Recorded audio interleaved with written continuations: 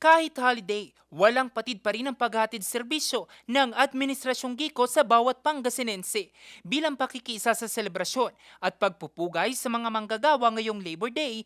Nakiisa ang pamahalaang panlalawigan ng Pangasinan sa paghahatid ng PhilHealth Yaman sa Kalusugan Program o YAKAP at Guaranteed and Accessible Medication for Outpatient Treatment o gamot para sa Pangasinense.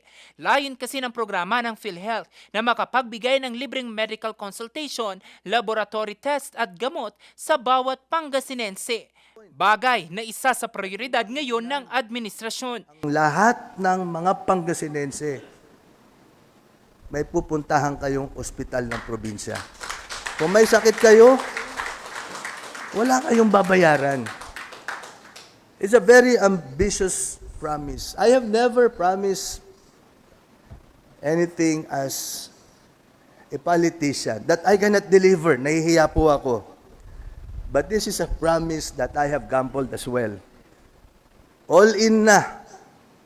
Dahil buhay na ng tao ang nakasalalay dito. Bukod sa libreng gamot, libreng castration, anti-rabies at iba pa ang hatid sa mga fur babies sa bayan ng Bayambang. Parte ito ng programang Serbisyong Ang Galing. Pagtitiyak ng pamahalang panlalawigan na magpapatuloy pa ang serbisyo hindi lamang sa mga Pangasinense, kundi pati na rin sa mga alagang hayop sa probinsya. Jose Robert Inventor, Nation on the Move.